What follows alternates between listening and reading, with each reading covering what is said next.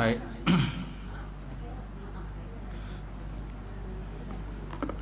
Kita mulakan kuliah malam ini dengan sama-sama membaca Al-Kitab ila hadatin Nabi Muhammad Mustafa Rasulullah sallallahu alaihi wasallam wal kiram ashabul kiram.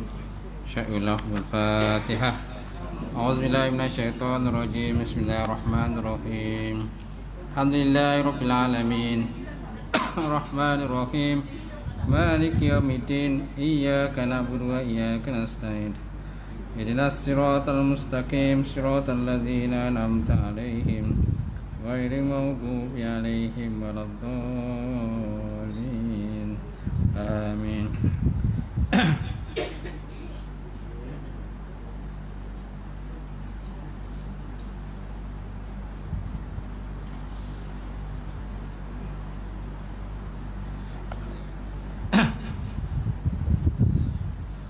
Alhamdulillah.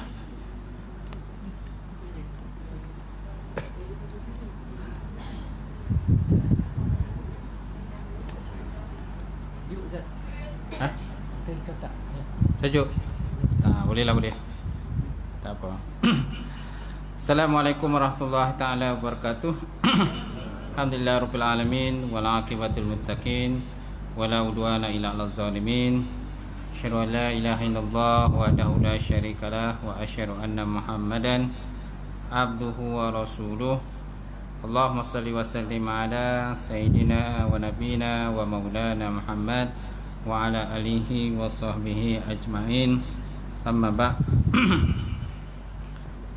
fa inna asdaqal hadis kitabullah wa khairal hadi Muhammad sallallahu alaihi wasallam wa syarril umuri muhdatsatuha wa kullu muhdatsatin bid'ah wa kullu bid'atin dhalalah wa kullu dhalalatin finnar. Qala Allah subhanahu wa ta'ala fi kitabil azim ba'da auzubillahi minasyaitonir rajim. Wasari'u ila maghfiratin min rabbikum wa jannatin arduha samawati wal ard mu'iddat lil muttaqin allazina yunfikuna fis sarai wad dharra wal kazimina al ghaidha wal 'afina 'anil nas wallahu yuhibbul muhsinin. Sadaqallahul azim. Maksudnya, bersegeralah kamu menuju kepada keampunan Allah Subhanahu wa taala dan syurga yang dijanjikan yang seluasnya di antara langit dengan bumi, yang disediakan kepada orang-orang yang bertakwa kepada Allah Ta'ala. Dan orang-orang yang menginfakkan harta mereka, sama ada ketika senang ataupun ketika susah, serta mereka itu menahan kemarahan, wal afina 'anil nas, dan memaafkan manusia. Wallahu yuhibbul muhsinin. Sungguh Allah Ta'ala itu mencintai orang-orang yang berbuat ihsan. Alhamdulillah. Waqala Nabi sallallahu alaihi wasallam,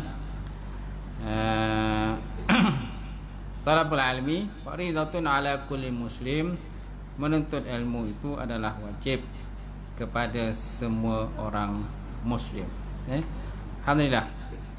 Yang dihormati Al-Fadhil Tuan Imam kita, tak lupa juga Tuan Bilal kita, kemudian pengerusi surau, jawatan kuasa surau, muslimin muslimat yang dirahmati Allah. Alhamdulillah.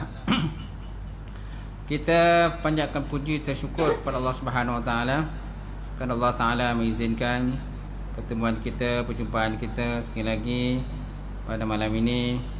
Kalau bukan dengan izin Allah, sudah tentu kita pun tak akan dapat berjumpa. Baik. Dan kita mohon selalu kepada Allah Ta'ala supaya Allah Ta'ala berikan kekuatan pada kita untuk meneruskan pengabdian diri kita kepada Allah. Berikan kekuatan untuk hadir dalam setiap majlis ilmu yang dibuat di surau inilah. Dan sampai itu kita mohon pada Allah supaya dibukakanlah kita punya pintu-pintu makrifat itu, supaya kita dapat mengerjakan ibadah kepada Allah Ta'ala dengan penuh rasa tawaduk dan khusyuk kepada Allah. Baik. Jadi malam ini kita sambung kita punya kitab Mukhtasar Ihya Ulumuddin. Mukhtasar Ihya Ulumuddin, mana ringkasan daripada kitab Ihya Ulumuddin yang dikarang oleh Imam Al-Ghazali rahimahullah taala. Baik. Dan kita berada di tajuk apa? Ke surat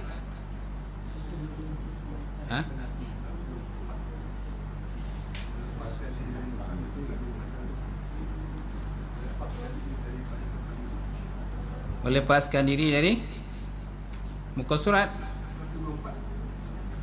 124.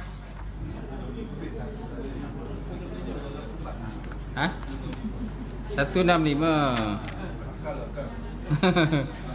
Itu dah ghostan ke belakang lah tu.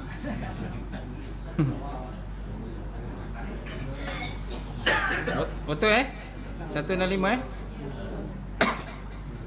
Baik. Jadi tajuk kita akal kan? Akal. Baik, hari tu kita dah bahas berkenaan dengan kita dah masuk sikit pembahasan tentang tajuk keajaiban hati. Keajaiban hati. Sesuai dengan sabda Nabi sallallahu alaihi wasallam, inna fil jasadi ibnu adam mudghah iza saluhat saluhal jasadu kulluh wa iza fasadat salahul jasadul kulluh wa iza fasadat jasadul kulluh. Kalau sini dia kata inna fil jasadi ibnu adam mudghah iza saluhat saluhal jasadu kulluh wa saluha laha sa'iril badan ala wahia al-qalb. Ala wahia al-qalb. Sesungguhnya pada batang tubuh anak Adam itu terdapatnya segumpal daging. Segumpal daging. Apabila baiklah daging itu, maka baiklah anggota tubuh semuanya dan baguslah sekalian badan. Ala ketahui olehmu wahwa dan ianya mudghah itu ialah segumpal darah itu, iaitulah al-qalbu, iaitulah hati lah. Qalbun maknanya hati. Kemudian hari itu kita dah bahas tentang qalbun sikit, qalbun, ruh, nafas, nafsun, dan juga yang malam ni insya-Allah kita lihat tentang tajuk akal. Tajuk apa tentang akal? Baik, dalam Quran banyak sekali sebut perkataan afala taqilun. Afala taqilun. Samsul. Anjak sana sikit. Macam dekat sangat. Ke belakang sikit. Tarik ke belakang. Okey. Dah.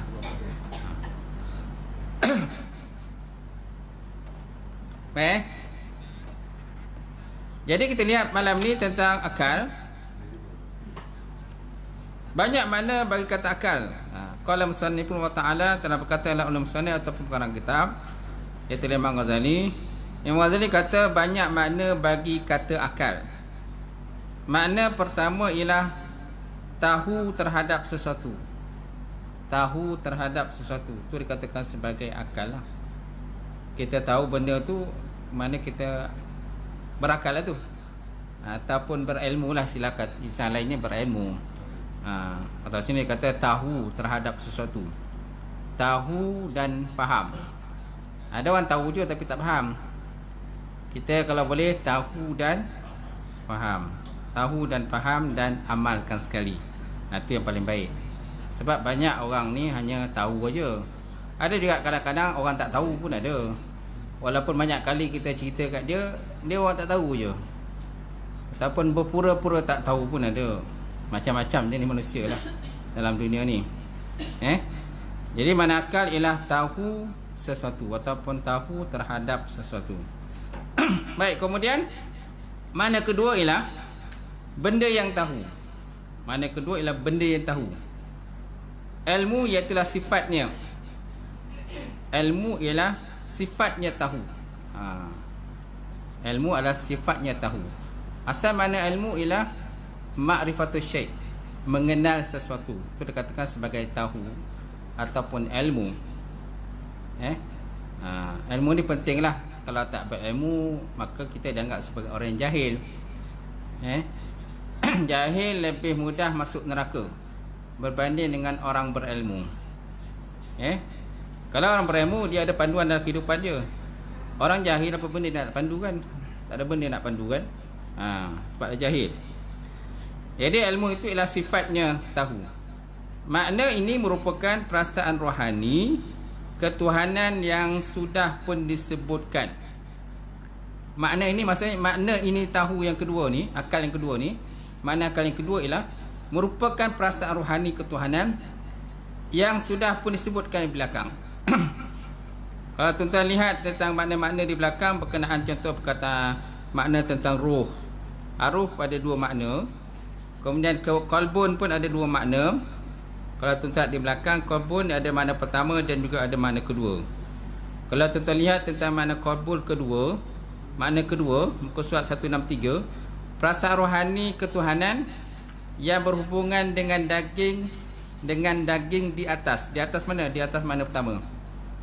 Perasaan rohani ketuhanan yang berhubungan dengan daging di atas. Daging mana? Daging yang seperti bunga pisang. Daging seperti bunga pisang. Pada makna yang kedua kepada qalbun. Baik. Jadi akal pun begitu jugalah. Akal dia juga bermakna merupakan perasaan rohani ketuhanan yang sudah pun disebutkan di belakang dalam definisi ataupun ta'arif qalbun, ataupun definisi dalam makna ruh. Ruh kan, kalau tuan-tuan lihat kepada makna ruh, makna ruh ada dua. Muka surat 164.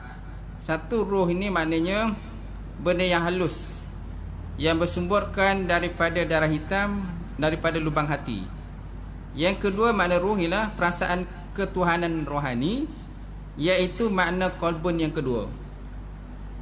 Itu makna ruh kan. Okey.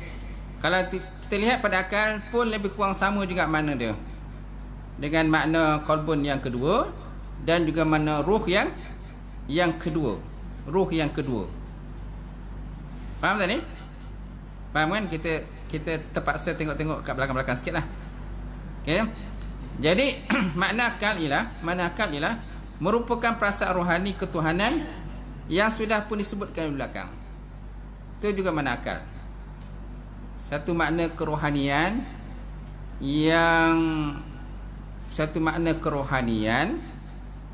yang berhubungan dengan daging di atas, ataupun satu makna kerohanian yang menghubungkan, mendekatkan diri kita kepada Allah Subhanahu Wa Taala. Mendekatkan diri kita kepada Allah itu dengan sebagai akal.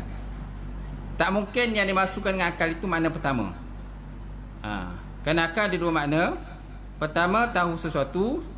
Yang kedua, perasaan kerohanian ketuhanan. Perasaan kerohanian ketuhanan yang membawa kita dekat kepada Allah Subhanahu Wa Taala. Sebab akal pun, kalau nak kirakan orang kafir pun kadang berakal juga.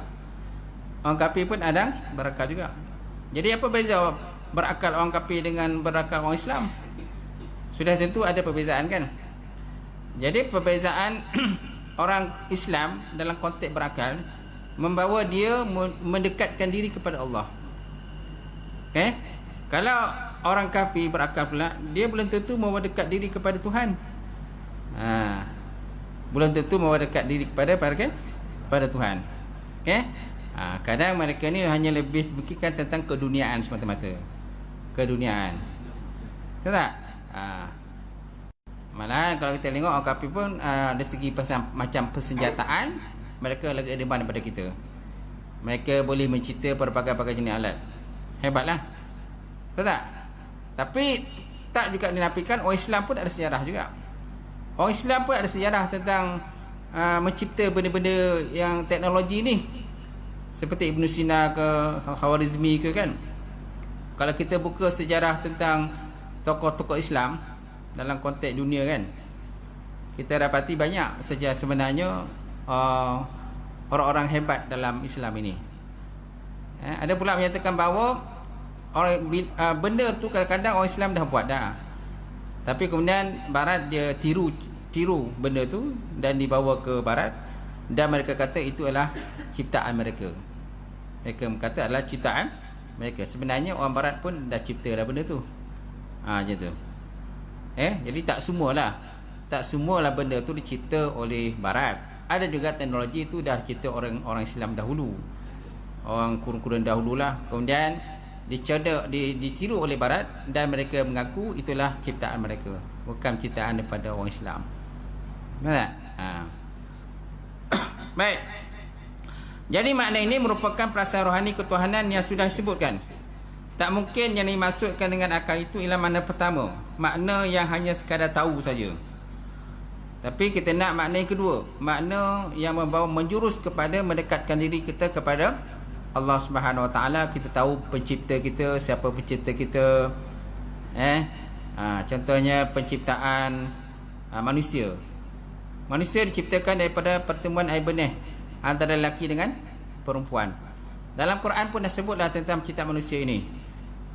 Kan sains pun buat kajian berkenaan dengan penciptaan manusia, itulah pertemuan benih. Kan, benih lelaki dan juga benih perempuan. Maka terjadilah manusia. Jadi Allah Ta'ala bagi akal kita ini untuk kita berfikir, untuk menjurus kepada kebaikan. Tapi ada kalau manusia ni menggunakan akal untuk mencipta teknologi-teknologi yang boleh memusnahkan manusia sendiri. Ya, contoh pensenjataan, bom atom ke, bom nuklear kan. Benda-benda yang hebat-hebat ni tujuannya untuk memusnahkan manusia sendirilah. Demi untuk kepentingan orang yang mencipta ataupun orang yang ada kuasa.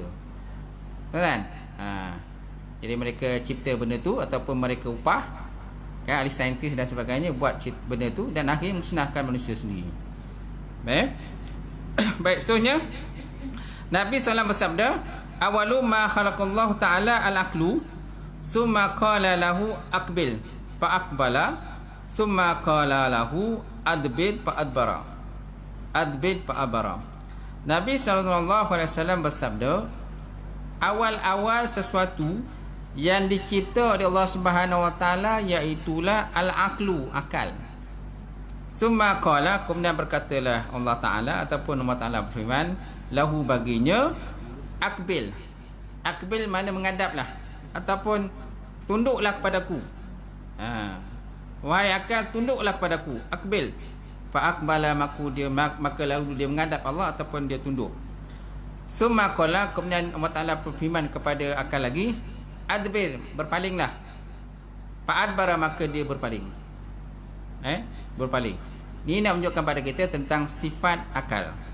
Sifat akal yang sentiasa patuh terhadap arahan Allah Subhanahu Wa Taala. Berbeza dengan nafsu. Nafsu apabila dicipta oleh Allah Taala, bila Allah Taala minta dia menghadap Allah, nafsu enggan menghadap. Bila suruh berpaling pun nafsu enggan berpaling. Itulah sifat nafsu lah, yang sombong, ego, takabur dan sebagainya. Berbeza dengan akal yang dicipta oleh Allah Subhanahu Wa Taala. Jadi kalau kita lihat kepada makna hadis itu, yang pertama dicipta oleh Allah Subhanahu Wa Taala itulah akal. Kemudian Allah Taala berfirman, menghadaplah, maka akal pun menghadap. Lalu Allah Taala berfirman lagi, membelakanglah, maka akal pun membelakang. Ini menunjukkan kepada kita tentang kepatuhan akal itu terhadap permintaan ataupun arahan Allah Subhanahu Wa Taala. Berbeza dengan nafsu yang sifatnya sombong, ego, takabur dan enggan menurut perintah. Macam tu. Itu juga dengan iblis dan sebagainya. Baik, seterusnya, dengan penjelasan di atas, ketahuilah bahawa yang dimasukkan dengan qalbun, hati, roh atau nyawa, akal dan nafsu itu adalah sama, iaitu hakikatnya manusia lah. Hakikatnya kembalinya pada manusia, kerana manusia memiliki semua tadi. Manusia pun punya akal, manusia juga mempunyai roh, manusia juga mempunyai roh, nafsu, dan manusia juga mempunyai akal. Cuma ada masanya akal mengatasi akan nafsu, ada pula masanya nafsu mengatasi akal. Manusia nafsu mengatasi akal. Tengoklah kepada situasi dan keadaan manusia itu. Kalau ada iman yang kuat dan mantap kepada Allah, maka akalnya dapat menguasai nafsu. Kalau iman dia tak kuat dan tak mantap, maka nafsu akan menguasai dirinya. Menguasai dirinya.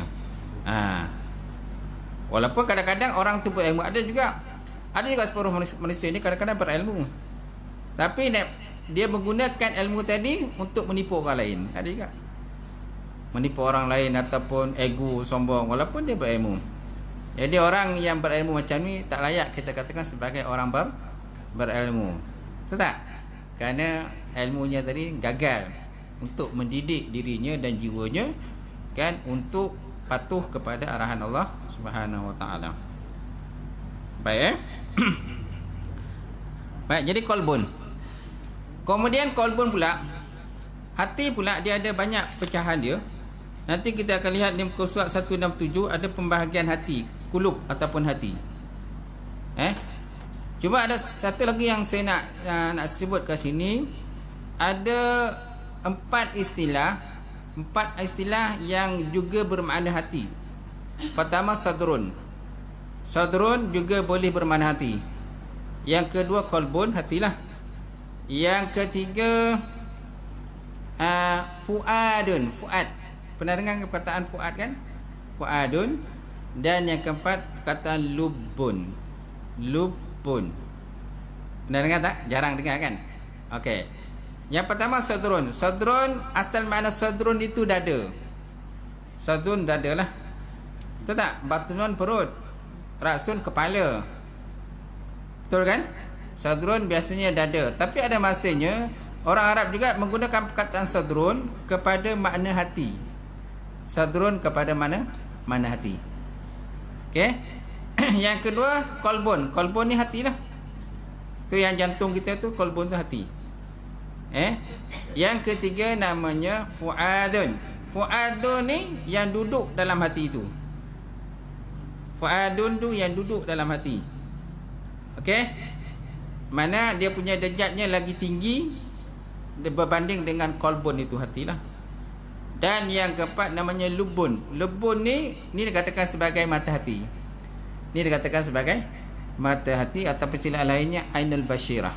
Ainul basyirah, melihat dengan mata hati. Kerana banyak kalau kita ni hanya melihat daripada konteks mata kasar. Dia tak melihat dalam konteks mata hati yang lebih jauh mendalam. Faham kan? Baik, kemudian di antara istilah tadi, perbezaan yang paling mudah untuk sadrun ini.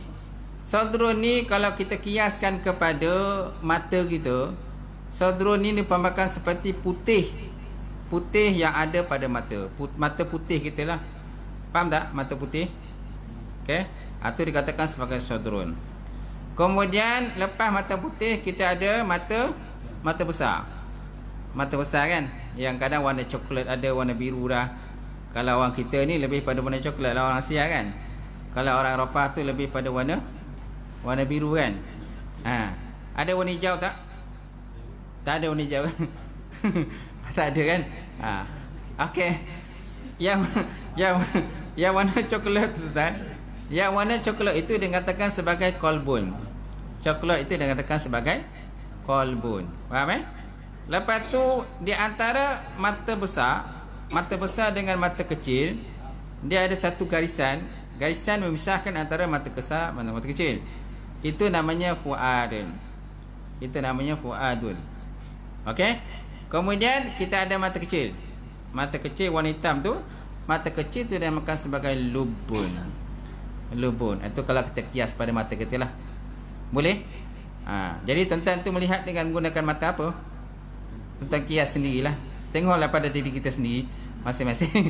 Adakah tuan-tuan melihat dengan mata kasar ataupun mata halus, ataupun tak ada mata langsung, ataupun melihat dengan cermin mata je, okay? Ataupun melihat dengan mata hati. Melihat dengan mata hati. Yang lebih mendalam ialah melihat dengan mata hati. Kau lihat dengan mata hati ni hebat kau. Hebat ke tak? Firasatnya biasanya kalau orang melihat mata hati ni, dia punya firasatnya tu lagi mendalam lah. Kata-katanya tu lagi mendalam, lagi bermakna berbanding dengan orang yang kata-katanya hanya melihat dengan menggunakan mata kasar sahaja. Baik. Seterusnya Dengan penjelasan di atas tuan-tuan, ketahui bahawa yang dimasukkan dengan qalbun, hati, roh atau nyawa, akal dan nafsu itu adalah sama. Kenapa? Kerana hakikatnya manusia ataupun dia duduk kat manusia. Dan manusia ini sesuatu benda yang dicipta oleh Allah Subhanahu Wa Taala. Manusia ialah makhluk yang dicipta oleh Allah Subhanahu Wa Taala. Kita namanya makhluk yang dicipta. Allah Taala namanya Khaliq, yang mencipta. Allah Taala bersifat pencipta dan kita adalah yang kena cipta. Itulah yang dimasukkan hadis-hadis dan ayat-ayat Quran. Jika anda mengucapkan kata-kata di atas tuan, maka yang saya masukkan iaitulah hal tersebut. Maka yang saya masukkan dengan itulah hal tersebut. Itulah hakikat manusia ni, ialah kita memiliki qalbun, hati, roh, nyawa, kita ada akal dan juga kita ada nafsu. Mana 4 perkara ni tak boleh lari daripada kita lah. 4 perkara ni tak boleh lari daripada kita, kan? Akal tak boleh lari. Tapi ada juga kadang-kadang manusia yang kekurangan daripada konteks akal. Ada juga kadang-kadang manusia dia cuba untuk memutuskan nafsu dia. Dia putuskan nafsu dia. Dia buang dia punya alat tu kan. Apa tujuan dia buang alat? Tahu alat kan? Tujuan supaya jangan ada nafsu. Macam kambing lah, kambing dikembirikan. Pernah dengar kan? Kambing dikembirikan. Apa tujuan kambing dikembirikan? Supaya tidak beranak lah kan? Supaya tidak beranak lah. Supaya kalau dia bersama dengan kambing betina, yang dikembirikan kambing jantan ke kambing betina? Kambing jantan dikembirikan. Okey. Tujuan kembirikan tu supaya kambing jantan tu tidak ada nafsu terhadap kambing betina. Terhadap kambing ni. Jadi mana nafsu itu dibuang. Dibuang supaya tidak ada keinginan. Faham kan? Ada ni kalau manusia ni kadang tak ada nafsu pun ada. Masalahnya nafsu dia terbalik pula. Sepatutnya lelaki nafsu pada perempuan. Ni nafsu dia lelaki dengan lelaki. Terbalik pula. Nauzubillah min zalik. Dia suka lelaki-lelaki ataupun perempuan dengan perempuan nama dia. Ini dah terbalik tuan-tuan. Baik, seterusnya Sal As-Sauri pernah berkata, Saw As-Suktari pernah berkata, hati itu umpama singgasana. Hati itu macam singgasana ataupun kerusi. Ucapan ini menunjukkan bahawa hati menurut Sahal itu sentiasa di balik daging yang seperti bunga pisang. Yang seperti bunga pisang. Okay, itu dikatakan hatilah. Sebab hati itu banyak pecahan tadi.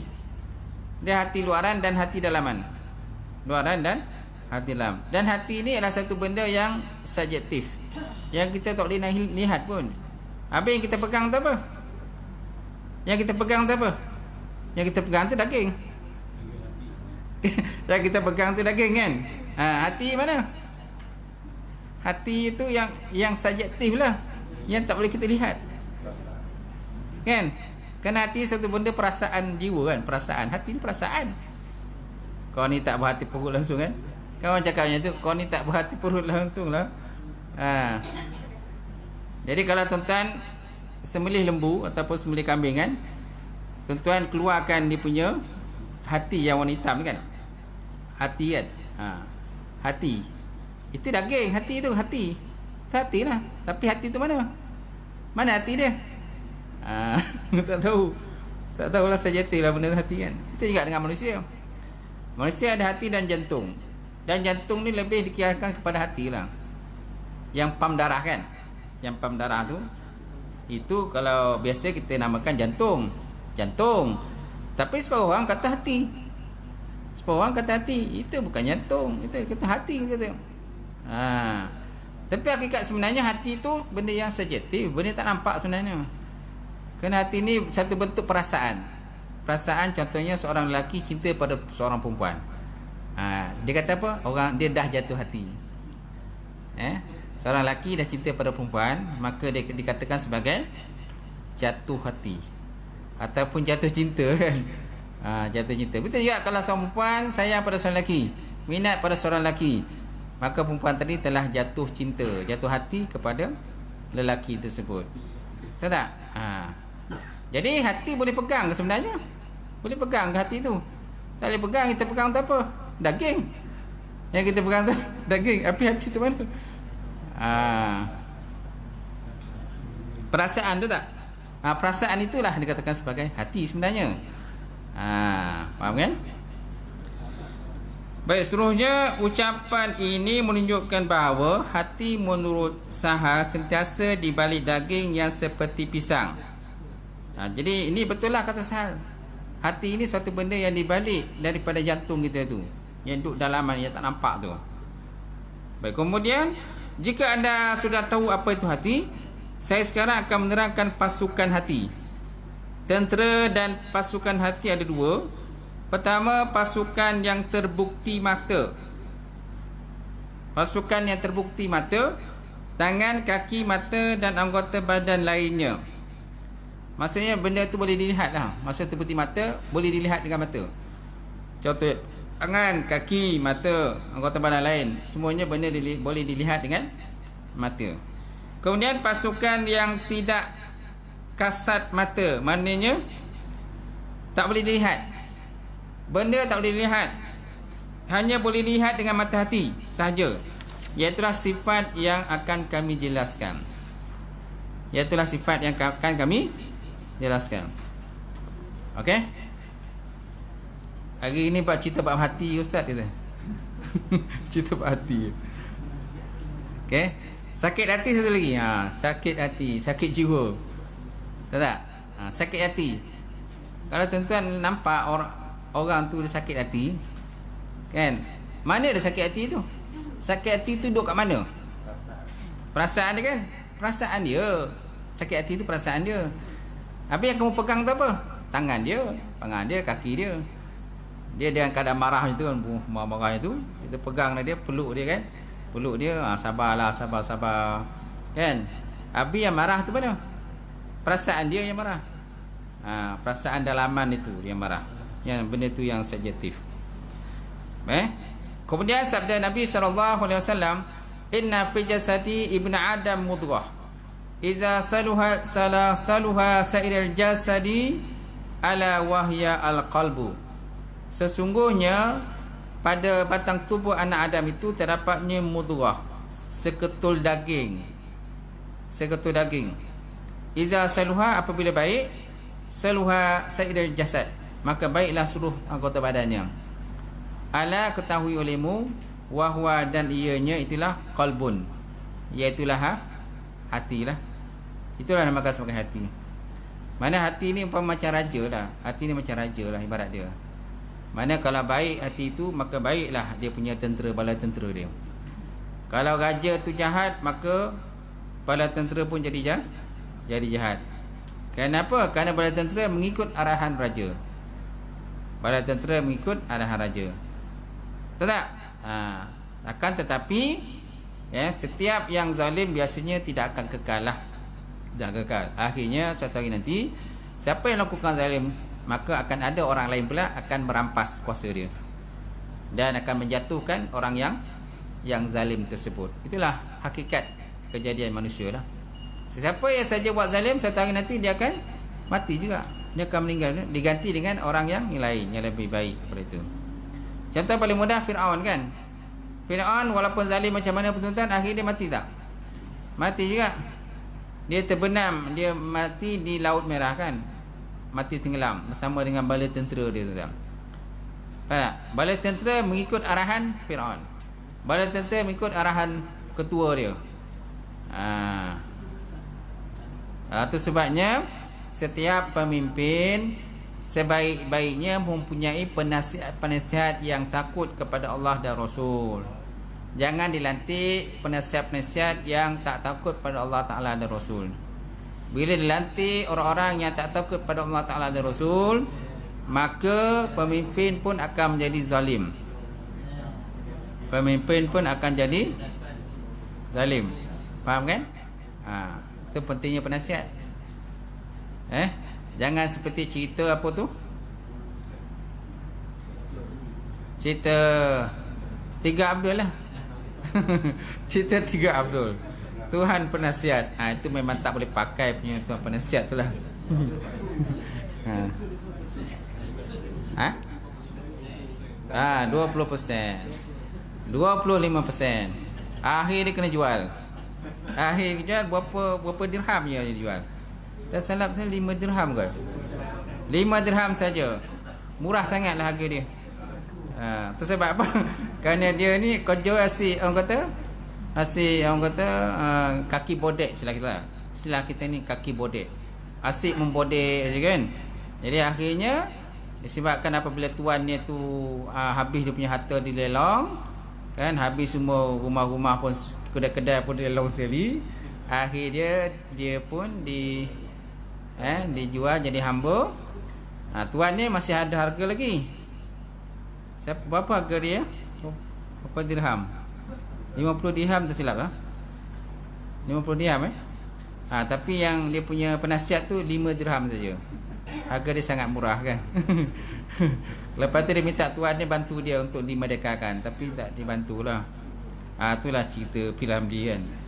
Penuh dia punya kata mesej-mesej nak disampaikan pada kita lah.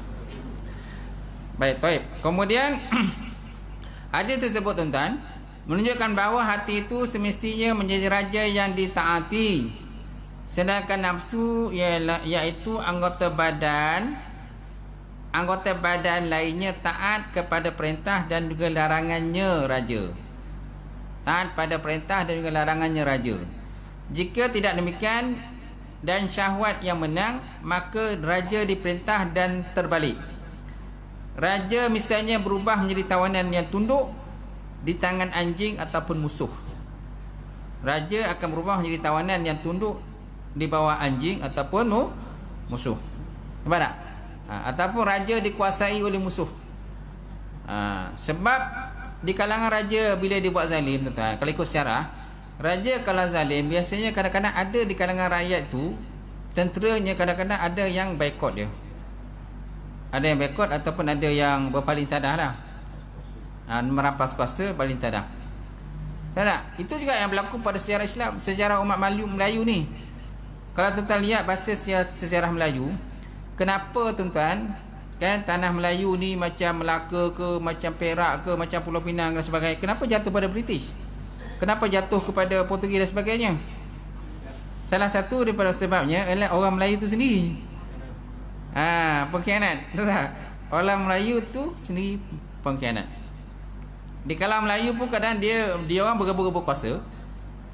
Kan? Bila mereka dah berkuasa, masing-masing pun tak tahu siapa yang menang, siapa yang kalah. Akhirnya orang barat datang, Portugis ke Inggeris datang. Jadi yang tak dapat kuasa ni dia akan minta bantuan kepada kuasa barat itu, Perancis ke Portugis kan. Dan mereka menjanjikan sesuatu. Kalau menang kau akan dapat tanah ni. Kalau kau menang kau akan dapat tanah ni. Mereka tawarkan kepada British, kepada Perancis dan sebagainya. Tahu lah Perancis dengan British atau Belanda ke dan sebagainya, yang Portugis, mereka mempunyai kekuatan daripada segi persenjataan. Mereka ada kekuatan segi persenjataan. Jadi sangat mudahlah bagi mereka. Mereka kata boleh kami tolong. Dia kata apa habuan kami? Mereka kata apa habuan kami? Jadi mereka menjanjikanlah kalau menang, dia kata tanah dapat ni. Kan tanah kita akan bagilah separuh pada engkau, dia kata, pada British, pada Portugis kan. Jadi akhirnya bila perang akhirnya mereka menang. Menang itu yang mereka dapat tanah. Tahu tak? Jadi yang jadi raja masa tu akan ditendang lah. Yang Melayu masa tu akan diambil alih pula dengan yang bersekongkong dengan barat ni. Yang bersekongkong barat ni mereka menang dan mereka pula akan memerintah. Itulah yang terjadi kepada tanah Melayu. Bukan tanah Melayu je, kadang di Indonesia macam tu juga. Di Patani pun, orang kata di Thailand pun macam tu juga. Salah satu daripada sebab orang barat masuk ni sebab adanya komplot macam tu lah. Macam tu. Khianat. Faham kan? Macam tu.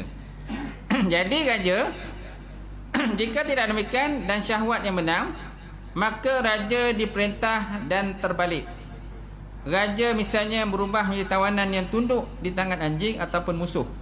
Itu sebabnya jika seseorang menuruti ajakan jahat syahwat, dia melihat nafsunya sujud di hadapan babi ataupun keldai. Ni ibaratlah, ni bahasa kiasan lah. Ni bahasa kiasan. Jadi siapa yang tunduk pada nafsu dan syahwat diibaratkan macam orang yang tunduk sujud pada babi ataupun dengan keldai. Sifat keldai kan dia hina kan. Keldai kan hina. Kan? Tapi walaupun tu keldai, memang banyak juga orang menggunakan keldai untuk berpindah randah, letak barang atas keldai. Faham tak? Ada tak? Keldai pun ada juga penggunaan dia. Tahu tak? Yang paling buruk babi lah. Paling khinzir ataupun babi. Cuma babi pun kan, walaupun dia seekor babi, tapi apa bahagian babi yang tak digunakan oleh manusia untuk buat produk lah, buat tu lah, macam-macam kan, semua digunakan oleh manusia.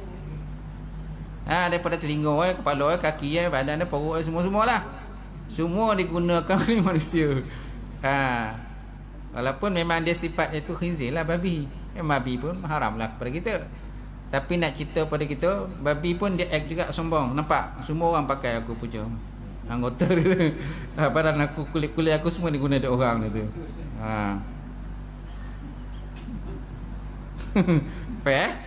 Macam pokok kelapa lah. Pokok kelapa kan banyak kegunaan. Kalau tuan-tuan lihat pada pokok kelapa, apa bahagian pokok kelapa yang tak digunakan? Daripada dia punya pelepah dia, daripada buah dia, sabut dia, mayam dia, kan, dia punya umbut dia, batang dia, apa yang tak digunakan oleh manusia? Semua digunakan oleh manusia. Itulah pokok kelapa lah. Macam tu. Baik, kemudian, dan jika menuruti nafsu marah, maka dia melihat nafsunya sujud di hadapan anjing. Ini bahasa kiasan lah. Bahasa balarah ataupun kiasan. Jika dia menuruti hawa nafsu marah. Jadi orang-orang yang suka ikut nafsu marah ni tuan-tuan, dia seolah macam sujud di hadapan seekor anjing. Masya Allah. Sebab pada hakikatnya dia menurut dan taat kepada keldai, iaitu syahwat, dan taat pada babi, iaitulah maknanya jahat. Babi itu macam satu bentuk kejahatan lah, dan keldai itu dalam bentuk syahwat. Macam tu.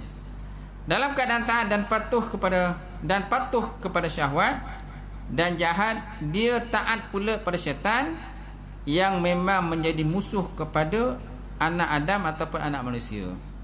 Kerana syaitan ni memang janjilah kepada Allah Subhanahu Wa Taala, selagi mana kan tidak berlaku kiamat, selagi itulah dia akan cuba menarik sebanyak mungkin anak Adam masuk dalam neraka. Cuma Allah Taala pula balas kata, selagi mana kan adanya langit dan bumi, selagi itulah aku akan memaafkan kesalahan manusia, dengan syarat dia mohon maaf kepada aku lah, di atas tapan dan dosa yang dilakukan. Baik, kemudian jika hati manusia lama dikuasai oleh nafsu dan sifat tersebut, dan hati tak mungkin untuk membantu dengan mengusir pasukan syaitan, maka hati itu akan kalah dan juga tunduk. Dan pada akhirnya hal itu menyebabkan hati sudah tidak berfungsi lagi. Inilah yang dimaksudkan dengan hati hitam. Hitamnya hati dalam hadis-hadis Nabi SAW, ataupun hati terkunci lah. Hati terkunci ataupun hati mati. Ataupun ialah kalau ikut pada hadis pun, barang siapa yang melakukan satu dosa, maka tumbuhlah satu titik hitam di hatinya. Satu titik hitam di hatinya. Kalau seandainya dia istighfar kepada Allah ataupun bertaubat kepada Allah, maka titik hitam itu hilang. Tapi kalau seandainya tidak bertaubat kepada Allah, tak istighfar kepada Allah, maka titik hitam itu akan kekal sampai bila-bila. Kalau dia buat lagi kejahatan, maka tumbuh lagi titik hitam, kan? Buat lagi, tumbuh lagi, sehingga habislah dia punya hati itu disiputi oleh kan noda. Hitam lah, benda hitam aja tu. Tapi hitam itu pun subjektif, benda subjektif, tak boleh nampak pun hitam tu. Kalau tuan-tuan tak percaya, belahlah hati orang yang jadi ahli maksiat ni, belah hati dia, nampak tak titik hitam tu? Tak ada pun, hati macam biasa je, warna merah. Sama juga macam orang lain kan, hati dia. Kecuali lah kalau dia ni memang kaki perokok, tu tak? Kaki perokok. Ataupun orang ni contohnya dia kena kanser hati. Kan ada orang kena kanser hati kan. Kalau orang kena kanser hati, macam mana hati dia? Rosak tak? Rosak kan. Antara faktor daripada sebab kanser hati ni ialah, kalau ikut doktor, merokok lah. Merokok kan. Tengoklah tuan-tuan, kalau tuan-tuan tengok dekat kotak rokok tu, macam-macam tak rupa dekat kotak rokok tu. Macam-macam kan. Dengan putus kaki lah, putus tangan lah, macam-macam lah. Orang kena penyakit kanser lah. Tapi orang yang kalau ada kaki rokok tu, hisap juga. Dia tak kisah, hisap juga. Macam mana pun rupa lukisan gambar kat kotak rokok tu, macam tu daripada dia. Tak berbekas dalam mati dia. Sebab apa? Sebab dia tak melihat daripada sudut mata hati. Dia hanya melihat daripada sudut mata kasar. Betul tak? Mata kasar. Dia tak berbekas kat hati dia. Kalau berbekas pada hati dia, dia nampaklah gambar tu. Oh, ini kalau aku hisap ni, macam ni lah kan. Keadaan dia dan sebagainya. Keadaan aku kata aku punya jantung ke kan, paru-paru dan sebagainya kan. Kalau aku terus hisap. Tapi dia tak nampak. Minta maaf lah kalau siapa hisap rokok. Ada hisap rokok ataupun sonyap-sonyap lah kan. Gitu.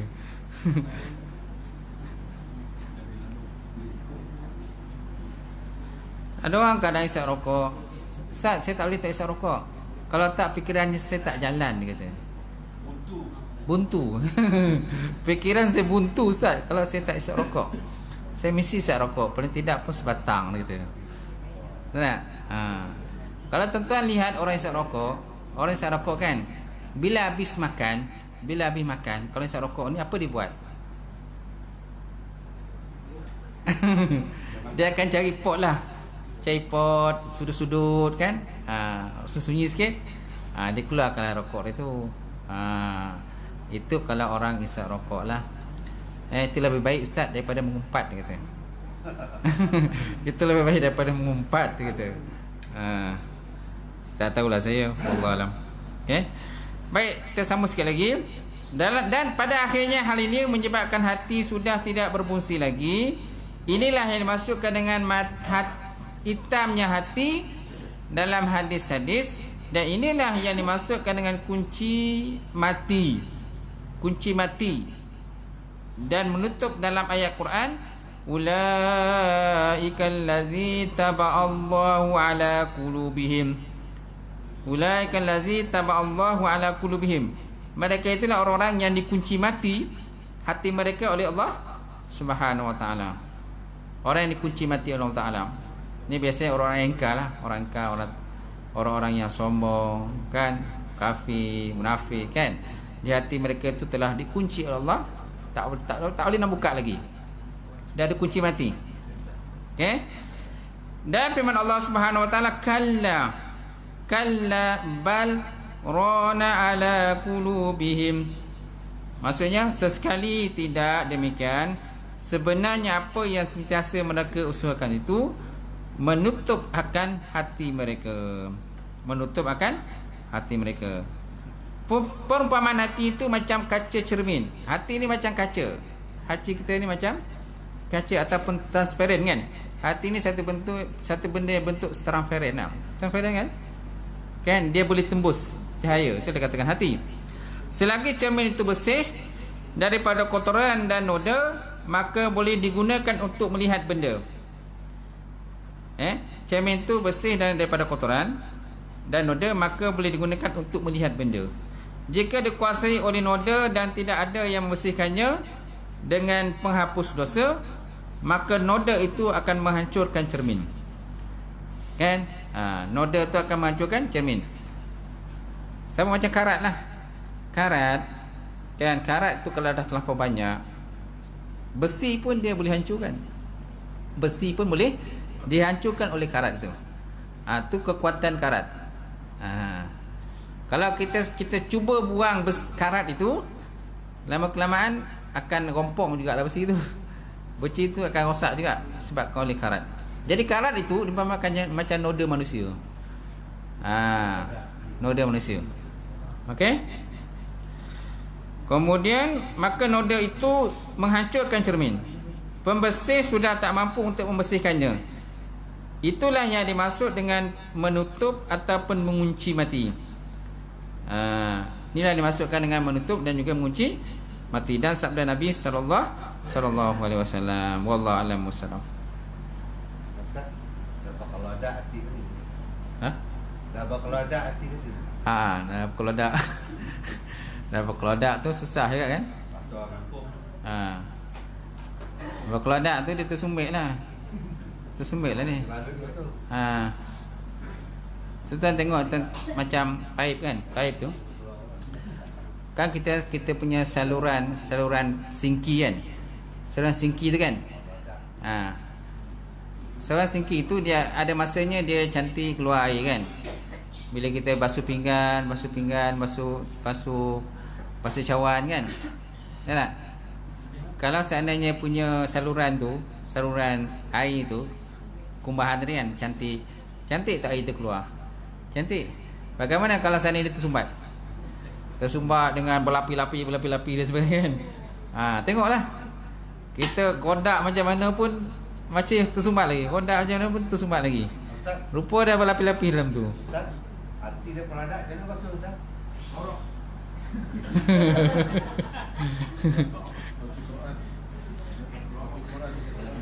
Hati kalau dah berkeladak, ada nanti kat ni.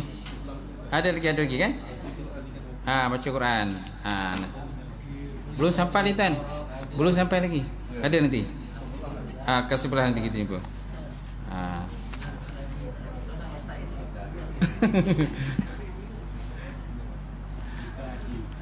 Baik, ada soalan lagi? Nak tutup ni? Kan aku 9 dah. Macam anti Nabi itu dia basuh dengan apa, malaikat dia unik dia basuh dengan air zam-zam tu. Apa maksud makna? Ustaz Rizal Merah. Waktu sebelum Isra' dan Mi'raj kan malaikat kata tangkap baginda Nabi sallam, kemudian dibelah dada Rasulullah sallam dan dikeluarkan daripada hatinya kan perasaan apa tu, sifat-sifat mazmumah, benda-benda yang tak elok, yang benda-benda kotor lah, dan dibersihkan, dimasukkan nur dan juga hikmah, masukkan nur dan hikmah dalam hati itu. Macam mana keadaannya sebenarnya tu wallahu alam lah, tak tahu kita yang sebenarnya, tak tahu kita macam mana hakikat pembedahan itu sebenarnya, kerana dia diumpamakan seperti pembedahan di alam gaib, kan, yang dibuat oleh para malaikat, dan tidak ada pun masa tu seorang pun tak melihat kejadian tersebut. Cuma kan para ulama dia kata Nabi masa tu dibelah dadanya oleh para malaikat, dan dibasuh, dibelah dia punya dada tu dan juga hatinya, dan dikeluarkan sifat-sifat mazumah, benda tak elok, dan dimasukkan dengan nur dan juga hikmah dalam hati. Kan? Kenapa? Kerana Nabi lepas tu nak diisrakan, nak berjumpa dengan Allah Subhanahu Wa Taala. Jadi nak jumpa dengan Tuhan ni, mestilah hati kita kena bersih. Betul tak? Janganlah kita nak jumpa Tuhan dalam keadaan hati kita ni penuh dengan dosa dan noda kan. Betul tak? Kita kena bersihkan jiwa kita. Sama juga kalau kita nak pergi umrah ataupun kita nak pergi haji kan. Kita tengok kalau kita orang pergi haji, kan dia orang akan banyakkan orang kata sembahyang sunat taubat lah macam-macam. Kenapa? Kerana kita nak jumpa Allah Subhanahu Wa Taala. Betul juga dengan Nabi sallallahu alaihi wasallam. Jadi dibersihkan, dia macam satu bentuk kiasan lah, boleh juga kita kata situ. Kerana kita nak menghadap Tuhan kena dalam keadaan hati yang bersih dan jiwa yang bersih, macam itulah. Wallahu alam lah. Hakikat sebenar tu kita tak tahulah. Okey, ada soalan lain? Ada jawapan lain ke? Yang ni soalan tadi, ada jawapan lain? Tak ada jawapan lain? Tak ada? Okey, tak ada, kita tutup dah pukul. Betul jam pukul 9 ni? Betul ya? Okey. Auzubillahi minasyaitonir rajim. Bismillahirrahmanirrahim. Alhamdulillahirabbil alamin wassalatu wassalamu ala asyrafil mursalin wa ala alihi washabbihi ajmain. Allahumma zidna ilman nafi'a wa qina as-sadiqa ma'lum takabbara. ورزقا حلالا مباركة كثيرا وسعنا فتى يا عليم نوي لنا قلوبنا بنور معرفتك وطهر العارفين اللهم فقنا في الدين اللهم فقنا في الدين اللهم اجمعنا هذا جمعا مرحوما وتفرقنا من بعد تفرقا معصوما ربنا افتح بيننا وبين قومنا بالحق وانت خير الفاتحين ربنا اتنا في الدنيا حسنة وفي الآخرة حسنة وقنا عذاب النار سبحان ربك رب العزة عما يصفون والسلام على المرسلين الحمد لله Taqabbalallahu minkum minna minkum taqabbal ya karim.